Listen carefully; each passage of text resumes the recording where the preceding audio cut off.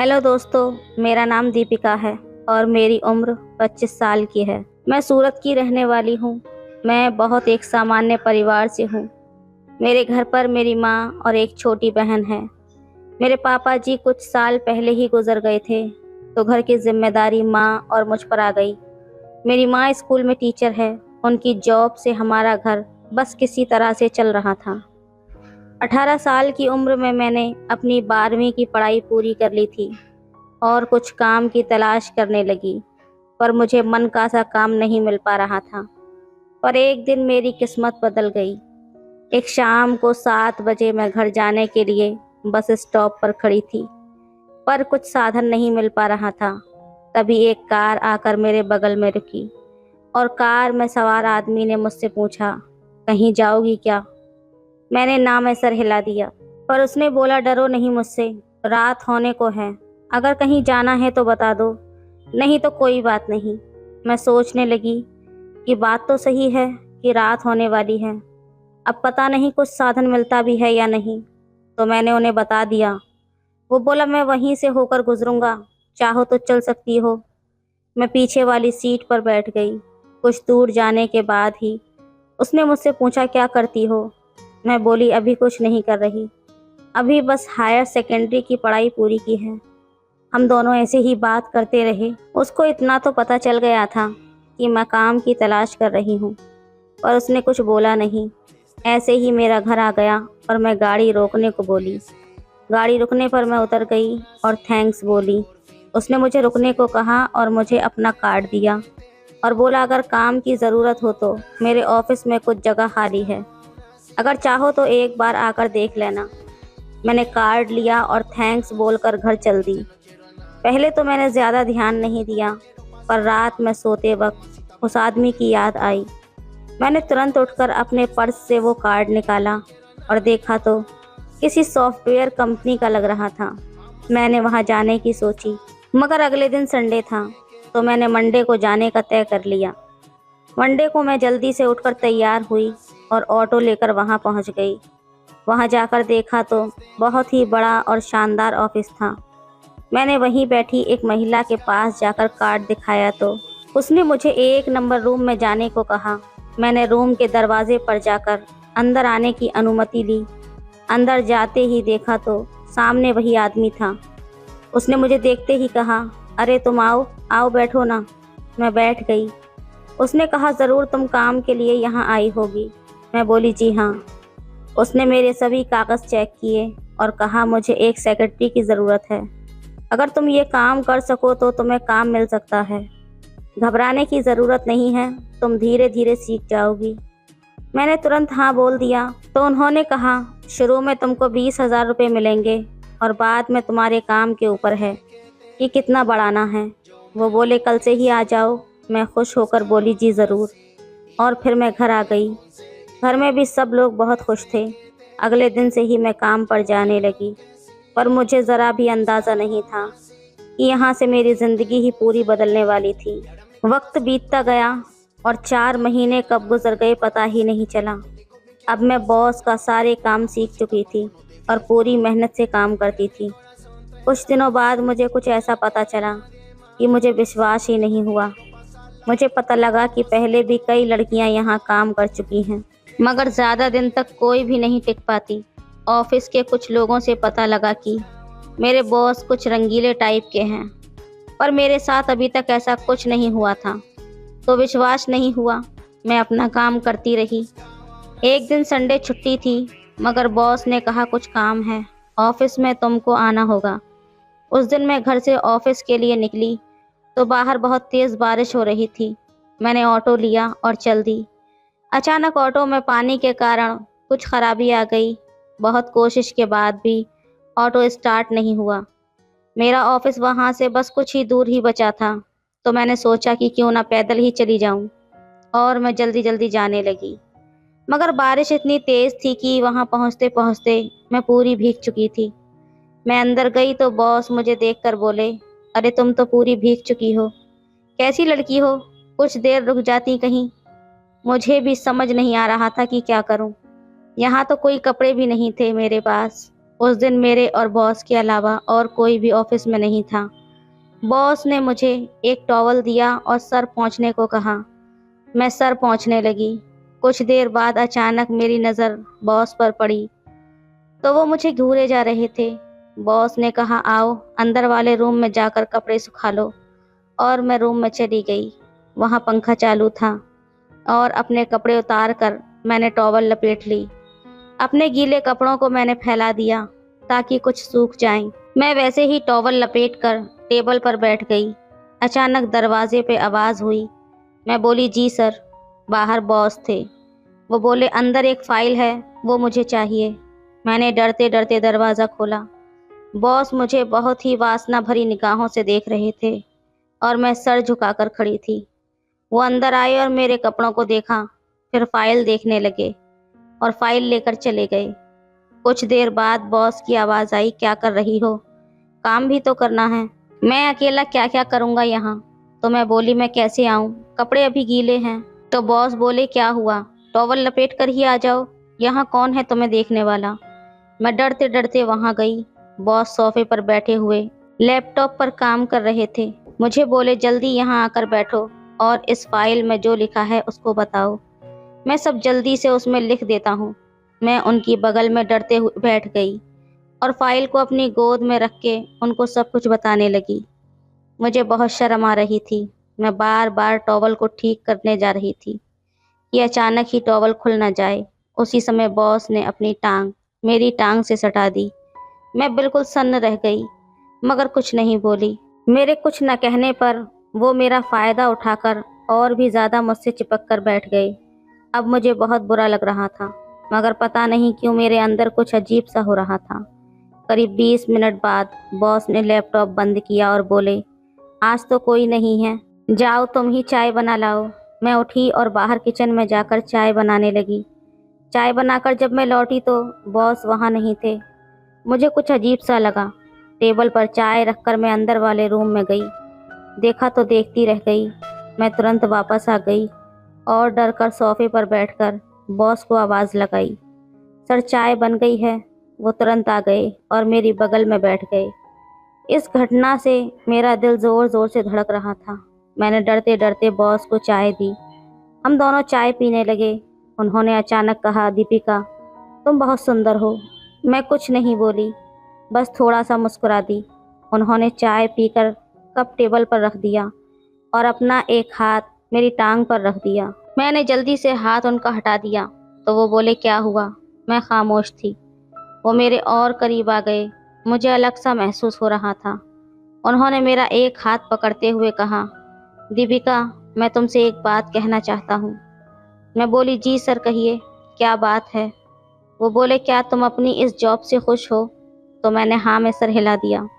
वो बोले, अगर तुम्हारी नौकरी पक्की कर दी जाए तो कैसा रहेगा?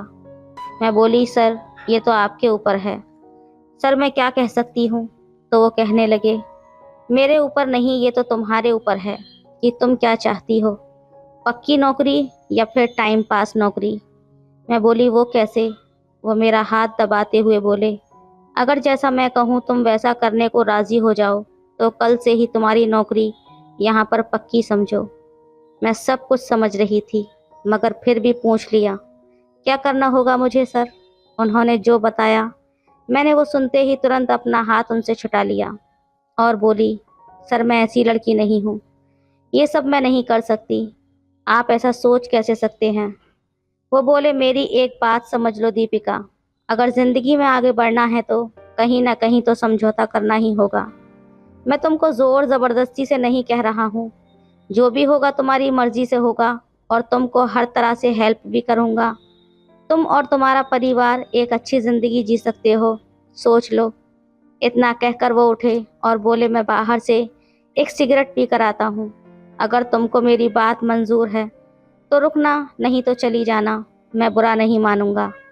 जैसा अभी तक चल रहा है सब वैसा ही चलता रहेगा। और वो इतना कहकर चले गए। मैं अकेली बैठी सोचती रही कि क्या करूं। मन में आया कि चली जाऊं। तभी मेरे मन में आया कि अगर मैंने बॉस की बात नहीं मानी तो वे कुछ दिनों में ही मुझे नौकरी से निकाल देंगे। तो पता नहीं फिर नौकरी मिलती है या नहीं। और घर की हालत भी ठीक नहीं है। छोटी बहन की पढ़ाई को भी देखना है। अगर मैं बॉस की बात मान लेती हूँ तो घर और अच्छे से चल सकता है। और मैं वापस आकर सोफे पर बैठ गई। कुछ देर में बॉस आए और आते ही मुझे देखकर उनके चेहरे पर एक मुस्कान आ गई। वो बोले, तुम गई नहीं? मतलब कि तुम मेरी शर्तें मानने को तैयार हो? मैं उनकी तरफ देखकर बोली, हाँ, पर आपको पहले मेरी नौकरी पक्की करनी होगी। वो बोले, हाँ बिल्कुल, कल ही। और फिर मुझे अपनी कार से छोड़ने मेरे घर चल दिए। घर पहुंचकर उन्होंने मेरी माँ को खुशखबरी भी दे दी कि मुझे नौकरी में पक्का कर दिया गया है और मेरी सैलरी अब 20,000 से 50,000 कर दी गई है। मेरे घर पर सभी बहुत खुश थे, मगर उनको क्या पता था कि मैं आज अपने आप को बेच कर आई थी। ऐसे ही एक सुबह मैं ऑफिस के लिए तैयार हो रही थी कि तभी बॉस का फ़ोन आया और मुझे अपने फार्म हाउस पर आने को बोल दिया। कहने लगे कि घर में बता दो कि 2-3 दिन के लिए बाहर जाना है। मैंने अपने बैग में कुछ कपड़े रखे और माँ को बताकर मैं सीधा वहीं चली गई। मैं जानती थी कि पक्का वही काम होगा जिसके लिए मैं ये जॉब कर रही हूँ। जब वहाँ पहुँची और अंदर गई तो देखा कि कुछ और लोग भी वहाँ मौजूद थे। मैंने सोचा कि शायद कोई मीटिंग होगी। सब बैठकर किसी काम के लिए बात कर रहे थे। 2-3 घंटे तक मीटिंग चलती रही। मीटिंग खत्म होने के बाद बॉस ने फार्म हाउस के नौकर को बुलाया और कान में कुछ कहा। वो तुरंत किचन में गया और बहुत कुछ खाने पीने का सामान ले आया। उसमें एक केक भी था। बॉस ने मेरे हाथ से केक कटवाया और सबने नाश्ता किया। उसके बाद सभी लोग जाने लगे। बॉस उन लोगों को बाहर तक छोड़ने गए। मैं वहीं पर बैठी रही। जब बॉस वापस आए तो मैंने देखा कि बाकी सभी लोग तो जा चुके थे, लेकिन उनमें से एक आदमी नहीं गया था। बॉस ने मुझे फ्रिज से वाइन लाने को कहा तो बॉस ने कहा, 2 गिलास क्यों लाई हो, एक और लेकर आओ। तुम भी तो हो। मैंने मना कर दिया, सर मैं नहीं पीती। तो बॉस ने कहा, रोज़ नहीं, पर आज ख़ास दिन है, आज तो पीना ही होगा। मैं कुछ देर रुकी, फिर जाकर एक और गिलास ले आई। बॉस ने तीनों गिलास में वाइन और आइस डाली और मुझे एक गिलास दिया। मुझे बहुत कड़वा लग रहा था, मगर किसी तरह मैं पूरा पी गई। मुझे तुरंत ही नशा सा लगने लगा। उस आदमी ने बॉस के कान में कुछ कहा। बॉस ने मुझे पास आकर बैठने को कहा। उस आदमी ने मेरा गिलास उठाया और अपने हाथ से मुझे पिलाने लगा। मैंने बॉस की तरफ देखा तो बॉस ने कहा, अरे कोई बात नहीं, पी लो। अगर प्यार से पिला रहे हैं तो। मुझे कुछ अच्छा नहीं लग रहा था। तभी बॉस ने कहा, दीपिका सुनो, ये यहाँ 2 दिन तक रुकने वाले हैं और इनकी सेवा के लिए तुमको यहाँ इनके साथ रहना होगा। मैं बोली, मतलब सर? मतलब कि इनकी देखभाल करनी है। मुस्कुराते हुए बोले कि बाकी तुम समझदार ही हो। ना चाहते हुए भी मुझे हाँ करना पड़ा। बॉस बोले, चलो मैं अब चलता हूँ। फिर वो बोले, अगर कोई प्रॉब्लम हो तो मुझे फ़ोन करना। मैंने हाँ में सर हिला दिया, मगर अंदर से अजीब सा डर था कि मैं कहाँ फंस गई आज। वो आदमी मुझे बड़ी ही गंदी निगाहों से देख रहा था, जैसे खा ही जाने वाला था मुझे। बॉस के ऊपर आज मुझे बहुत गुस्सा आ रहा था कि मुझे किसके साथ छोड़कर चले गए हैं। मेरा सारा नशा हवा में उड़ चुका था। नौकर भी मुझे बड़े गौर से देख रहा था। जब मैंने उसे अपने पास बुलाया और उसका नाम पूछा तो उसने अपना नाम मुझे गोपी बताया। वो किसी गांव का लग रहा था। बॉस का फार्म हाउस शहर से दूर सुनसान इलाके में था। यहाँ ज़्यादा लोग आते जाते भी नहीं थे। कुछ देर बात करने के बाद नौकर भी अपने सर्वेंट रूम में चला गया। उसके बाद उस आदमी ने अपनी गलत हरकतें शुरू कर दी और मेरे मना करने के बावजूद भी वो मेरे साथ ज़बरदस्ती करने लगा।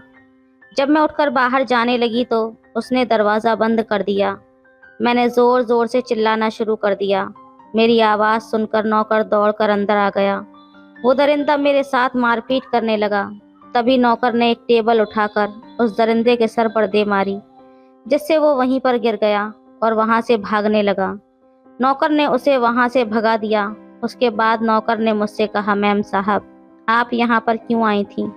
आपको शायद पता नहीं यहाँ पर कब से ऐसा चल रहा है। उस बेचारे नौकर ने अपनी नौकरी की परवाह किए बगैर मुझे बचाया था। उसके बाद मैं वहाँ से सीधा अपने घर गई और माँ के पास जाकर रोने लगी। जब मेरी माँ ने मुझसे पूछा तो मैंने उन्हें सारी सच्चाई बता दी। उसके बाद मेरी माँ ने कहा कि आग लगे ऐसी नौकरी को, हमें नहीं करानी ऐसी नौकरी। जहां बेबस औरतों का फ़ायदा उठाया जाता है। मैंने बॉस को फ़ोन करके खरी खोटी सुनाई और कहा मुझे नहीं चाहिए आपकी नौकरी।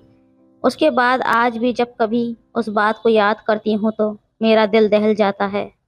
हमारे यहाँ कुछ लोग ऐसे होते हैं जो अपने बिजनेस को बढ़ाने के लिए किसी भी हद तक जाने को तैयार हो जाते हैं। उन्हें अपनी कामयाबी के आगे कुछ भी दिखाई नहीं देता। तो दोस्तों, ये थी आज की कहानी। आपकी क्या राय है इस कहानी पर, हमें कमेंट में ज़रूर बताएं। वीडियो अच्छी लगे तो लाइक करें, शेयर करें, सब्सक्राइब करें। धन्यवाद। हेलो दोस्तों, मेरा नाम जूलिया है और मैं लखनऊ में रहती हूँ। मेरे अब्बू का नाम इलियास है और मेरी अम्मी का नाम ज़रीना है। मेरा बड़ा भाई करीम है। मेरी उम्र 20 साल की है। अब्बू का जरदोज़ी का काम है। लखनऊ के बड़े बड़े शादी ब्याह के कपड़े बेचने वालों से उनका बिजनेस है।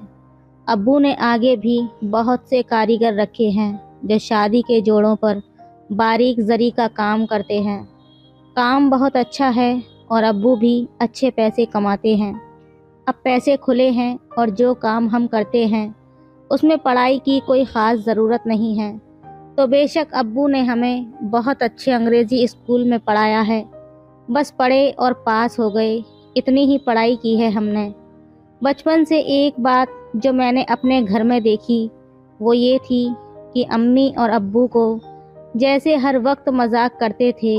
जब से मैंने होश संभाला है तब से अपने अब्बू को अपनी अम्मी को खुल्लम खुल्ला प्यार करते हुए देखा है। हम तीनों भाई बहनों की किसी से भी कोई दोस्ती नहीं हुई थी, न स्कूल में न पड़ोस में। हमें डर लगता था कहीं अगर हमारे घर की बात बाहर पता चल गई तो कहीं हमारे दोस्त लोग हम पर हंसें और हमारा मजाक न उड़ाएं। इसी वजह से हम तीनों भाई बहन आपस में ही खेलते थे और इसी अकेलेपन का फ़ायदा हमारे घर में काम करने वाले एक कारीगर ने उठाया। हमारे घर में 5 कमरे थे। ऊपर के 2 कमरे में हम लोग रहते थे और नीचे के 2 कमरों में कारीगर बैठकर काम करते थे और एक कमरे को अब्बू ने अपनी दुकान बना रखा था। कारीगरों को चाय पानी और खाना हम ही देते थे। तो कभी मैं, कभी मेरे भाई, तो कभी अम्मी उन सबको खाने पीने का सामान देने जाते थे। हमारा एक कारीगर था जिसका नाम था फारूक। इसी फारूक को मैंने अम्मी के साथ देखा था और वो मुझे भी बहुत घूरता था। 1-2 बार हंसी मजाक में उसने मुझे छुआ था। बेशक मेरी उम्र नहीं थी, मगर जो कुछ मैं अपने घर में देखती थी उस हिसाब से मुझे बहुत पहले से हर चीज़ का ज्ञान सा हो गया था। एक दिन मैं जब कारीगरों को चाय देने गई तो फारूक अपने अड्डे पर नहीं था। मैंने उसकी चाय रखी और जैसे ही पलटी वो पीछे से आ गया। उसने कहा कि वो मुझे पसंद करता है। मैं कुछ कहती इससे पहले ही फारूक बोला, देखो मेरी शादी नहीं हुई है।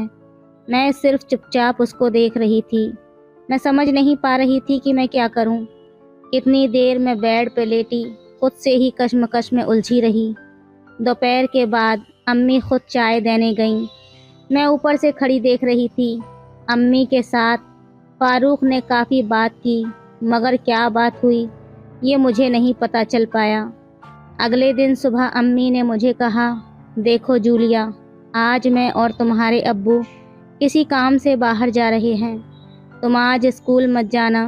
कारीगरों को चाय पानी और खाना देना ये तुम्हारी जिम्मेदारी है। और भी बहुत सी हिदायतें करके वो अब्बू के साथ गाड़ी में बैठकर चली गईं। करीब 12 बजे मैं किचन में चाय बना रही थी, तभी फारूक ऊपर आया और आकर मुझसे चाय लेकर चला गया, पर बोला कुछ नहीं। हाँ, उसकी आंखों में बड़ी चमक थी आज। मैं भी बैठकर चाय पीने लगी और टीवी देख रही थी। थोड़ी देर बाद फारूक आया और किचन में चाय के बर्तन रख गया। मैं वैसे ही टीवी देखती रही। तभी मुझे लगा मेरे पीछे कोई है। मैंने एकदम से चौंक कर पीछे देखा। मेरे ठीक पीछे फारूक खड़ा था। मैं भी उसको देखकर मुस्कुरा दी। मुझे अंदर ही अंदर फीलिंग आ गई थी। अचानक उसने मुझे ज़ोर से आकर पकड़ लिया।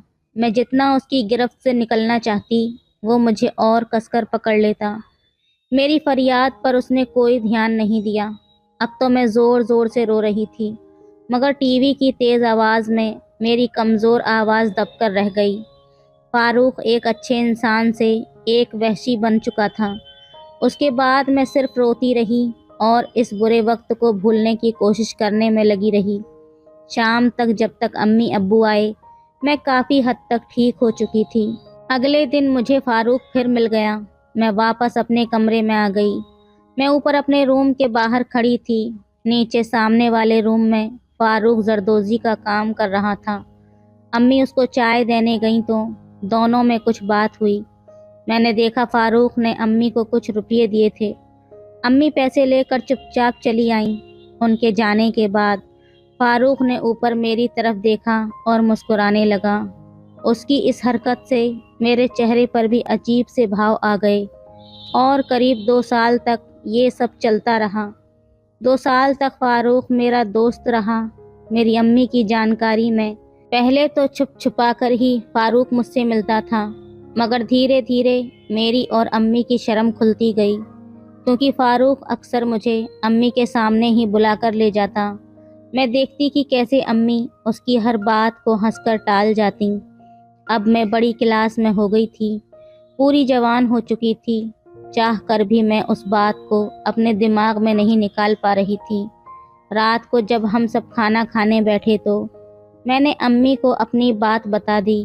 एक दिन अम्मी की तबीयत ठीक नहीं थी तो खाना मैंने ही बनाया। उस दिन अब्बू रात को देर से घर आए और उन्होंने बहुत ज़्यादा शराब पी रखी थी। मुझे लगा कि इससे अच्छा मौका मुझे और नहीं मिलेगा। भाई तो दोनों खाना खाकर सो चुके थे।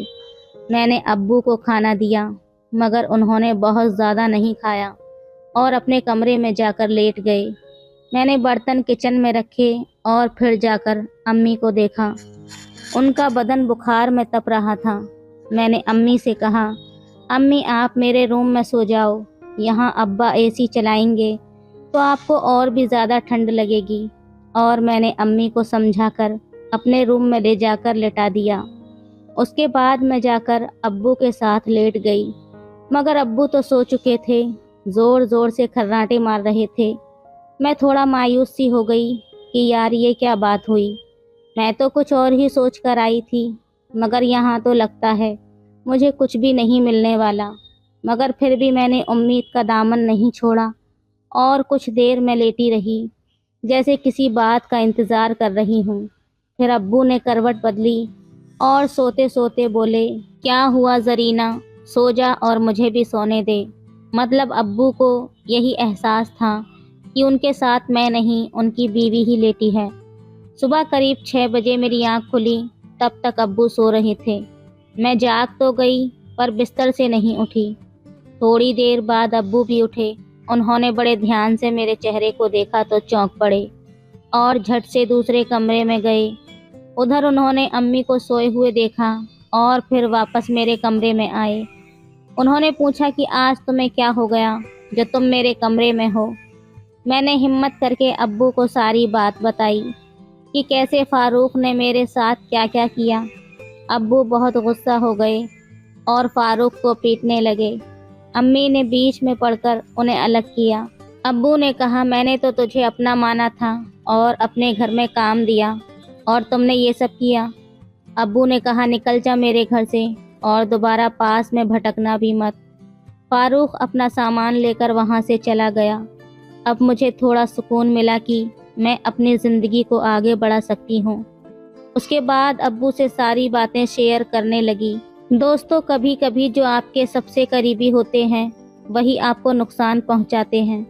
तो दोस्तों, ये थी आज की कहानी। आपकी क्या राय है इस कहानी पर, हमें कमेंट में ज़रूर बताएं। वीडियो अच्छी लगे तो लाइक करें, शेयर करें, सब्सक्राइब करें। धन्यवाद।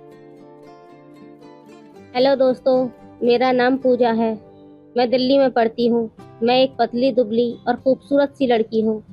दुबली पतली होने की वजह से मेरे भैया और मेरे पापा मुझे हमेशा चिढ़ाते रहते थे, लेकिन वो मुझसे प्यार भी बहुत ज़्यादा करते थे।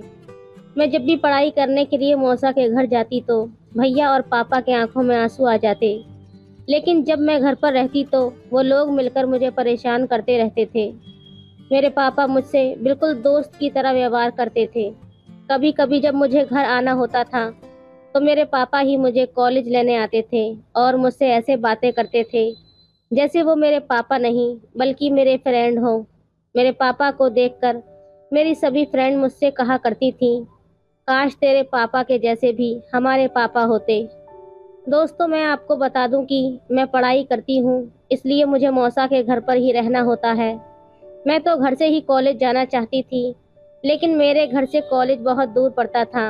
इसलिए मौसी और मौसा ने मुझे जिद करके अपने यहाँ बुला लिया और कहने लगी, बेटा तुम यहीं पर आ जाओ, तुम्हारा कॉलेज भी हमारे यहाँ से नज़दीक पड़ता है। मौसी ज़्यादा जिद कर रही थी, इसलिए पापा भी मना नहीं कर पाए, लेकिन वो हर संडे को मुझे मौसी के यहाँ लेने पहुँच जाते थे। मेरे मौसा बैंक में जॉब करते हैं और मेरी मौसी हाउसवाइफ है। इस समय गर्मियों की छुट्टियां चल रही थीं, इसलिए मेरे पापा मेरे पास कॉल कर रहे थे कि मैं तुम्हें कल सुबह लेने आ रहा हूँ। वैसे भी अब तुम्हारे स्कूल में छुट्टियां चल रही हैं।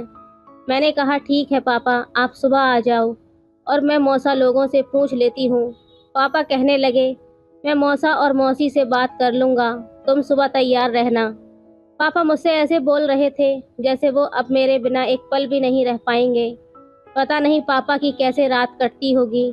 मेरी कॉल काटने के बाद पापा ने मौसी के नंबर पर कॉल की और थोड़ी देर इधर उधर की बातें की और फिर कहने लगे, साली जी, आप तो जैसे मेरी बेटी को भेजना ही नहीं चाहती हैं। आप मेरी बेटी को मुझसे अलग करके बहुत बुरा कर रही हैं। पापा हंसने लगे और मौसी कहने लगी, अरे जीजा जी, पूजा तो इतनी प्यारी गुड़िया है कि कोई भी उसे अपने पास रखने को सोचे। मेरा बस चले तो मैं आपकी पूजा को पास आने ही न दूं।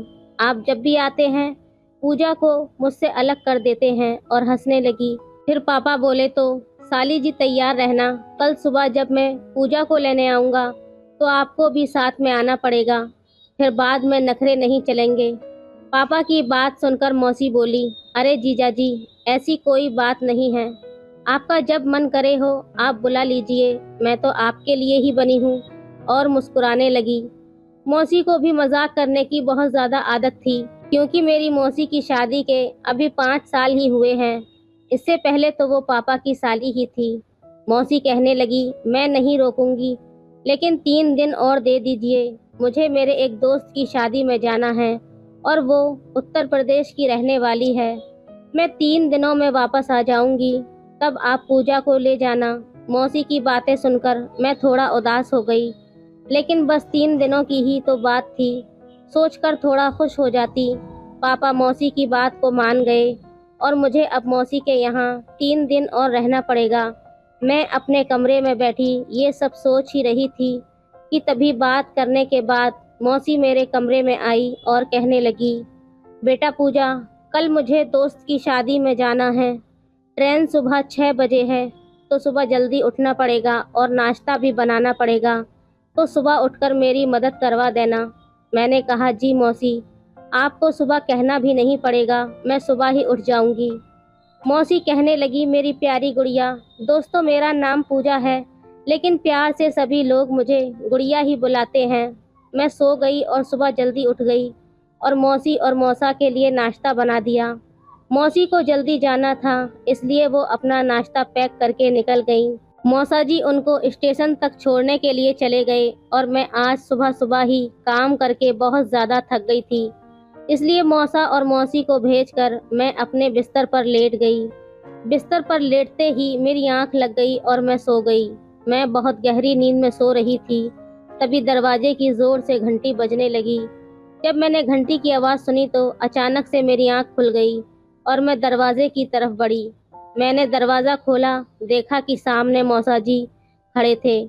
मैंने मौसा जी से पूछा, मौसा आपने छोड़ दिया मौसी को? तो मौसा जी कहने लगे, हाँ छोड़ दिया, लेकिन ट्रेन में बहुत ज़्यादा भीड़ थी, पता नहीं कैसे जाएगी। मौसा की हालत देख के लग रहा था कि ट्रेन में कितनी भीड़ होगी।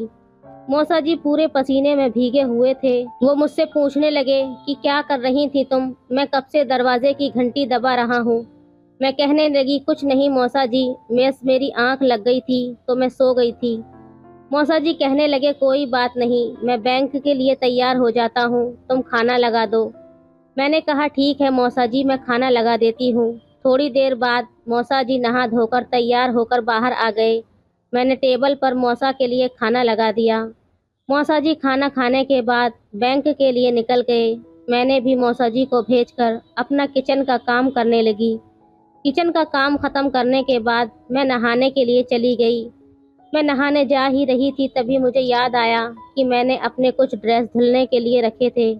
मैंने अपने सारे कपड़े धोकर सूखने के लिए छत पर डाल दिए। उसके बाद मैं नहाई और अपने कमरे में जाकर सो गई।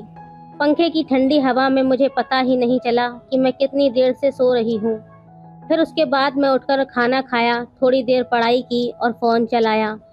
तब तक शाम के 7 बज चुके थे। मौसा जी वापस आ गए थे। मौसा जी मुझसे पूछने लगे, पूजा आज खाने में क्या बनाया है?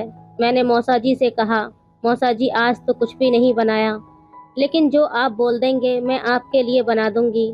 मौसा जी अपना बैग सोफे पर रखते हुए वहीं पर बैठ गए और कहने लगे, पूजा एक काम करो, आज तुम खाना बनाने को रहने दो और तुम जाओ तैयार हो जाओ। आज हम बाहर चलते हैं खाना खाने के लिए। लेकिन मैंने अपने सारे कपड़े धो दिए थे, वो तो अभी सूखे भी नहीं थे। तो मैं बहुत देर बैठकर सोचती रही कि क्या करूं और क्या पहनूं। तभी मुझे याद आया कि मेरे पास एक ब्लैक कलर का ड्रेस रखा है, लेकिन वो शॉर्ट है, पता नहीं मौसा जी को अच्छा लगेगा या नहीं। मैंने सोचा मैं मौसा जी से ही पूछ लेती हूँ। मैं मौसा जी के पास वो ड्रेस लेकर पहुँच गई और मौसा जी से कहने लगी, मौसा जी मैंने अपने सभी कपड़े धो दिए हैं। मुझे पहले नहीं पता था कि हम लोग बाहर चलेंगे। मेरे पास केवल यही एक ड्रेस है, लेकिन ये बहुत ज़्यादा शॉर्ट्स है। मौसा जी कहने लगे, तो उसमें क्या हुआ, तुम यही पहन लो, अच्छी तो लग रही है ड्रेस। मैंने कहा ठीक है मौसा जी, मैं यही पहन लेती हूँ। मौसा भी अपने रूम में तैयार होने के लिए चल दिए। थोड़ी ही देर बाद मौसा जी तैयार होकर आए और मुझे बुलाने लगे, पूजा तैयार हो गई क्या? अभी टाइम लगेगा, हमें लेट हो रहा है। मैं कहने लगी बस मौसा जी 1 मिनट लगेगा। तब तक मौसा जी बैठकर मेरा इंतज़ार करने लगे। मैंने अपने होठों पर हल्की पिंक कलर की लिपस्टिक लगा ली और बहुत कम मेकअप किया, जिससे मैं नेचुरल लग रही थी और मैं बाहर निकल कर आई। मौसा जी ने मुझे देखा और देखते ही रह गए और कहने लगे, अरे वाह पूजा, तुम तो बहुत ही प्यारी लग रही हो। अच्छा चलो हम चलते हैं। मैंने कहा ठीक है मौसा जी। मैंने अपना हैंड बैग लिया और बाइक पर बैठ गई। मौसा जी कहने लगे, तुम हैंड बैग रहने दो, वैसे भी वहाँ उसका कोई काम भी नहीं है। मैंने भी ठीक समझा और अपना हैंड बैग घर पर ही छोड़ दिया। उसके बाद हम घर से ताला लगाकर चल दिए शहर की ओर। मेरे यहाँ से शहर करीब 6-7 किलोमीटर दूर था। मैं भी काफ़ी दिनों से बाहर नहीं गई थी, तो मौसा जी को लगा शायद मैं भी घर में परेशान हो गई होंगी। जब हम लोग शहर जाते हैं तो बीच में एक सुनसान रास्ता पड़ता है। हम लोग आराम से बातें करते हुए जा रहे थे और 15-20 मिनट के बाद एक रेस्टोरेंट में पहुंच गए। लेकिन रेस्टोरेंट में बहुत ज़्यादा भीड़ थी। हम लोग बाहर इंतज़ार करने लगे। मौसा जी कहने लगे क्यों ना हम दूसरे रेस्टोरेंट में चले जाएं, लेकिन मुझे सबसे ज़्यादा वही रेस्टोरेंट पसंद था, तो मैंने मौसा जी से मना कर दिया और कहने लगी, नहीं मौसा जी, मुझे यही पसंद है, मैं और कहीं नहीं जाऊंगी। मौसा जी कहने लगे ठीक है, जैसा तुम्हें अच्छा लगे। हम लोगों ने थोड़ी देर इंतज़ार किया, फिर हमें वहाँ पर खाली सीट मिल गई। लेकिन हम लोग बैठने ही जा रहे थे, तभी वहाँ पर कोई दूसरा आकर बैठ गया। मौसा जी को बहुत गुस्सा आया। मैं कहने लगी, सर हम लोगों की सीट है, तो वो हमसे बहस करने लगे। मौसा जी भी उससे झगड़ा करने लगे और कहने लगे, भाई साहब हम लोग कब से इंतज़ार कर रहे थे और आप यहाँ आकर बैठ गए, ये कैसी बदतमीज़ी हुई। उसके बाद हम लोगों ने एक वेटर को बुलाया और उनको समझाया, तो थोड़ी देर बाद वो लोग मान गए और वहाँ से हट गए। उसके बाद वेटर हमारे पास मेन्यू लेकर आ गया। मौसा जी मेन्यू दिखाते हुए कहने लगे, पूजा तुम्हें जो पसंद हो वो मंगा लो, मैं भी वही खा लूँगा। वैसे भी रेस्टोरेंट में मेरी कुछ समझ नहीं आता कि क्या ऑर्डर करूँ। मैंने मेन्यू देखते हुए उसमें से कुछ चीज़ें ऑर्डर कर दी। थोड़ी देर बाद वेटर हमारा ऑर्डर लेकर आ गया और हम दोनों ने खाना खाया और ढेर सारी बातें की। खाना खाने के बाद हम लोग घर के लिए निकल पड़े। रास्ते में गाड़ी पर मुझे थोड़ी ठंडी हवा लगने लगी। हवा के उन सरसराहट के झोंकों से मुझे नींद सी आने लगी। रात के 11 बज चुके थे। और ठंडी हवा का क्या कहना। इस वक्त हम लोग सुनसान रास्ते पर आ गए थे। वहां से इस समय कोई भी नहीं निकल रहा था। पूरा रास्ता सूना पड़ा था और मुझे बहुत ज़्यादा डर लग रहा था। हम लोग जा ही रहे थे, तभी कुछ ही दूरी पर हमें एक हल्की सी लाइट दिखी। हम लोग उसके पास गए, तभी एक आदमी हमारी तरफ टॉर्च लगाते हुए गाड़ी के सामने आ गया। मौसा जी ने गाड़ी रोक दी। वो आदमी कहने लगा, भाई साहब मेरी मदद कर दीजिए, मैं इस सुनसान रास्ते पर फंस गया हूँ। थोड़ी दूरी पर मेरी एक गाड़ी है जो ख़राब हो गई है, वो स्टार्ट नहीं हो रही। तब मैं समझी कि वो एक किसान है जो अभी फंसा हुआ है। वो आदमी कहने लगा, मैं बहुत देर से इंतज़ार कर रहा था लेकिन कोई भी यहाँ से निकल नहीं रहा, आप मेरी मदद कर दीजिए। 2 किलोमीटर आगे मेरा गांव है, आप वहाँ मुझे छोड़ दीजिए, फिर मैं वहाँ से अपने घर के लिए निकल जाऊँगा। पहले मौसा को उसकी बात पर यकीन नहीं हो रहा था। फिर मौसा जी मुझसे पूछने लगे, पूजा तुम ही बताओ मैं क्या करूँ। मैं थोड़ा सोचने लगी। फिर मैं कहने लगी, मौसा जी ये बेचारा यहाँ फंस गया है और हमारे बात पता नहीं फिर इसे कोई मिलेगा या नहीं। मौसा जी कहने लगे, ठीक है। मौसा जी के पीछे मैं बैठी हुई थी। मौसा जी कहने लगे, पूजा तुम दोनों तरफ को बैठ जाओ। मैं दोनों तरफ को पैर करके बैठ गई। फिर वो बूढ़ा किसान मेरे पीछे बैठ गया। थोड़ी दूरी पर वहाँ हमें एक ख़राब गाड़ी मिली। वो किसान कहने लगा, भाई साहब यही मेरी गाड़ी है जो ख़राब हो गई है, अब सुबह मैं इसे बनवाऊंगा।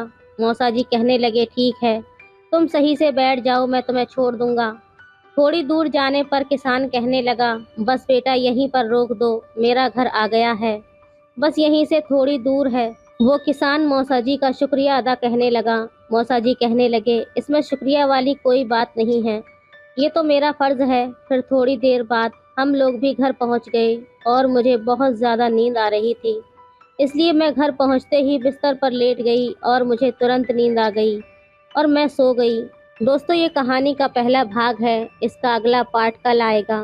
तो दोस्तों आपको ये कहानी कैसी लगी हमें कमेंट में ज़रूर बताएं और वीडियो को लाइक और शेयर करना बिल्कुल न भूलें। धन्यवाद।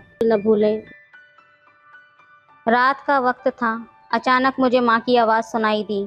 वो दादाजी से कह रही थी कि तुम्हारे इस रात के काम की वजह से मैं तो बहुत परेशान हो चुकी हूँ। रोज़ रोज़ इस तकलीफ़ से मैं पूरी तरह तंग आ चुकी हूँ। तुम्हारी उम्र इतनी हो चुकी है, फिर भी तुमसे ये रोज़ कैसे हो जाता है, ये बात मेरी समझ में नहीं आती।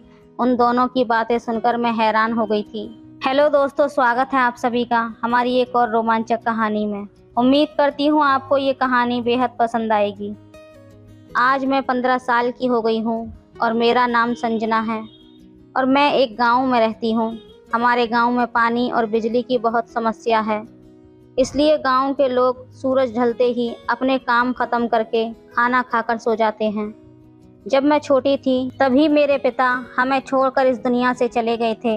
हमारे घर में मैं, मेरी माँ और मेरे दादाजी रहते हैं। हम खेती करके ही अपना गुजारा करते हैं।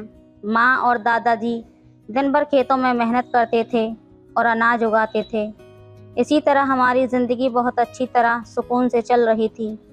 मैं स्कूल में पढ़ाई कर रही थी, इसलिए माँ और दादाजी मुझे खेत में काम करने नहीं जाने देते थे। माँ का कहना था कि तू पढ़ लिख कर बड़ी हो और हमारे गांव का नाम रोशन कर, एक बड़ी अफसर बन। मुझे भी माँ का सजाया हुआ सपना पूरा करना था और उसके लिए मैं भी मन लगाकर पढ़ाई करती थी। दादाजी अब बूढ़े हो रहे थे, लेकिन फिर भी वो बहुत प्यारे थे।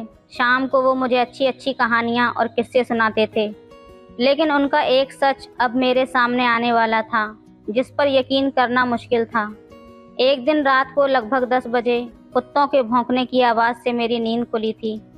जब मैंने अपनी आंखें खोली तो देखा कि माँ और दादाजी कहीं जा रहे थे। उनके हाथ में एक टॉर्च थी, लेकिन हमारे गांव में तो सभी लोग अंधेरा होते ही सोने चले जाते हैं।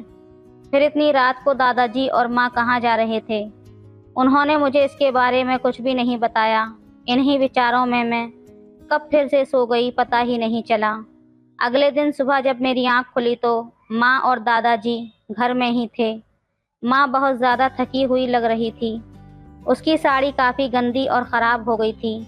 मुझे उठने का एहसास तो था, लेकिन मैं भी बिस्तर पर ही पड़ी हुई थी।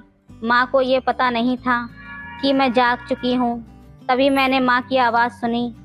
माँ दादाजी से कह रही थी कि आपके इस रात के काम से मैं तंग आ चुकी हूँ। रोज के इस झंझट से मैं पूरी तरह से थक चुकी हूँ। आपकी इतनी उम्र हो गई है, फिर भी आपसे ये रोज कैसे हो जाता है? ये मेरी समझ से बाहर है। मेरे उन दिनों में भी आप मुझे आराम नहीं करने देते।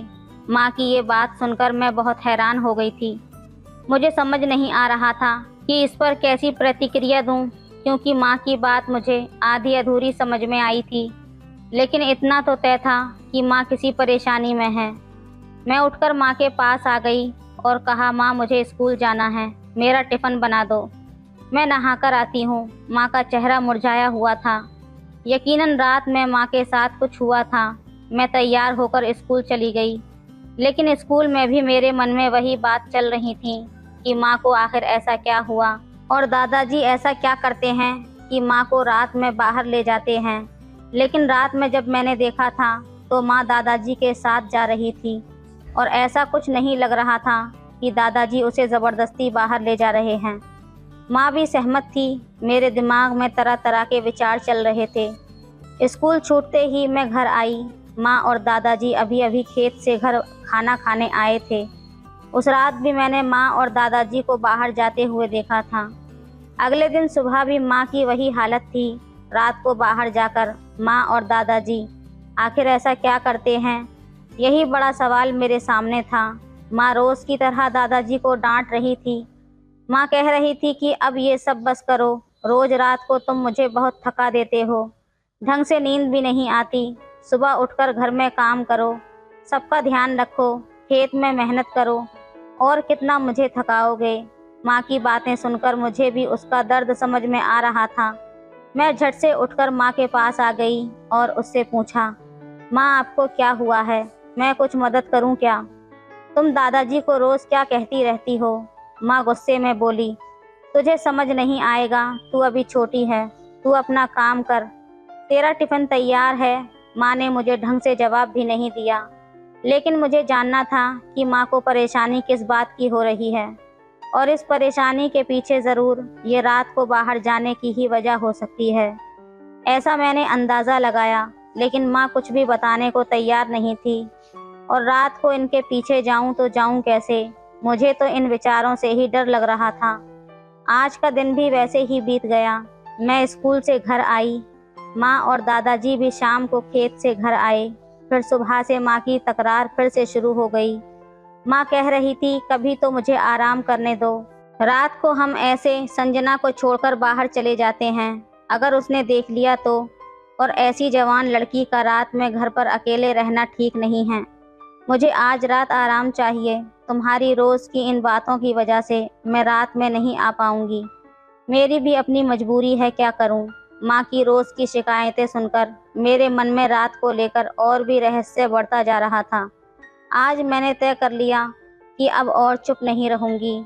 मैंने माँ से पूछा, माँ तुम इतनी थकी हुई कैसे रहती हो?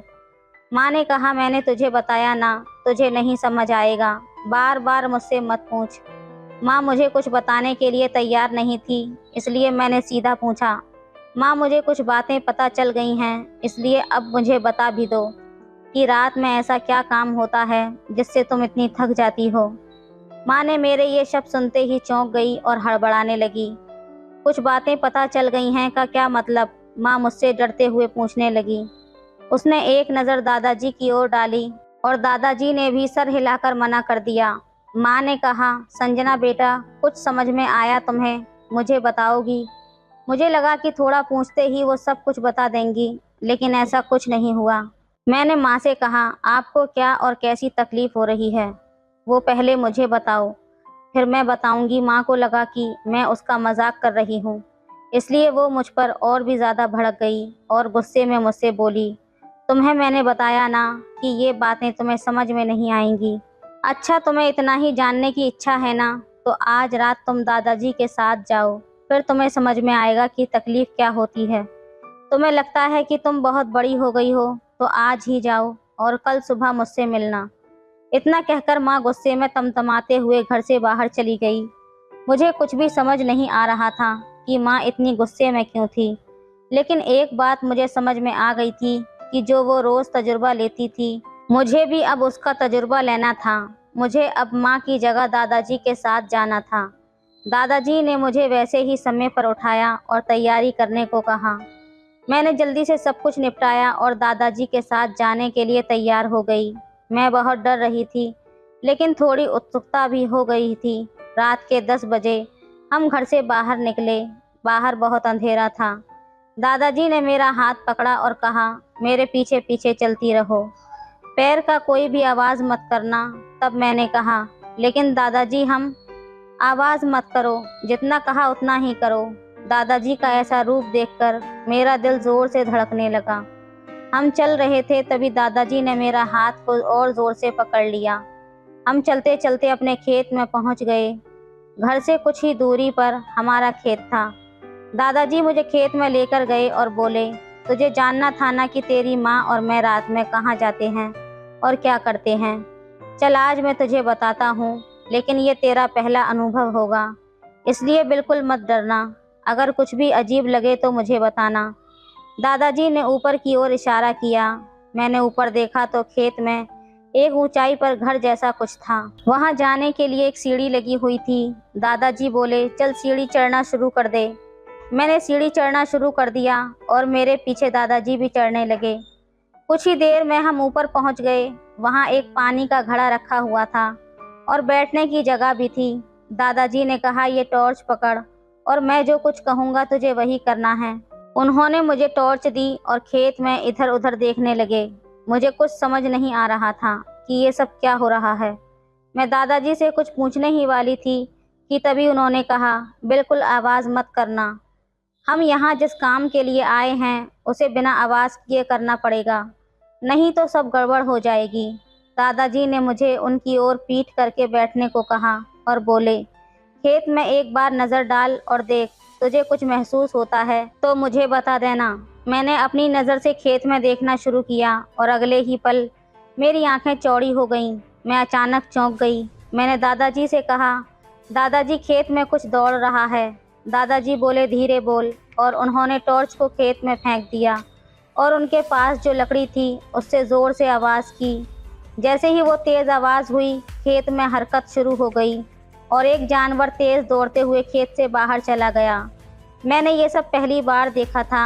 रात का समय, चांद, सितारे और वो शांत माहौल मुझे एक अलग ही अनुभव दे रहा था। थोड़ी देर बाद खेत में फिर से हलचल महसूस हुई। दादाजी ने फिर से उन जानवरों को भगा दिया। उन्होंने मुझे बताया कि तुम्हारी माँ और मैं बहुत मेहनत और खेती करते हैं। रात के समय जंगल से जानवर आते हैं और हमारी फसल को नुकसान पहुँचाते हैं, इसलिए रात के समय हमें बारी बारी से जागकर खेत की रखवाली करनी पड़ती है। इसलिए मैं और तुम्हारी माँ रात में खेत में आते हैं, लेकिन रोज़ की थकान से तुम्हारी माँ परेशान हो चुकी है और तुम्हें भी स्कूल जाना होता है। इसी वजह से तुम्हारी माँ का तनाव बढ़ गया है। दादाजी के अपने परिवार के प्रति चिंता देखकर मेरा दिल भर आया था, लेकिन खेत की रखवाली करना मेरे लिए नया था और इसमें मुझे मज़ा भी आने लगा था। पूरी रात दादाजी और मैंने खेत की रखवाली की। दादाजी भी अपने जीवन के अनुभव मुझे बड़े ही दिलचस्प तरीके से सुनाते रहे। रात कब बीत गई पता ही नहीं चला। सुबह जब घर पहुंची तो मैंने माँ से कहा कि अब मैं रोज़ दादाजी के साथ जाऊंगी, तुम आराम करो। और इस तरह जो काम माँ मजबूरी में करती थी वो मैं खुशी खुशी से करने लगी थी। तो दोस्तों, ये थी आज की कहानी। आपको कैसी लगी हमें कमेंट में ज़रूर बताएं। वीडियो अच्छी लगे तो लाइक करें, शेयर करें, सब्सक्राइब करें। धन्यवाद। सब्सक्राइब करें।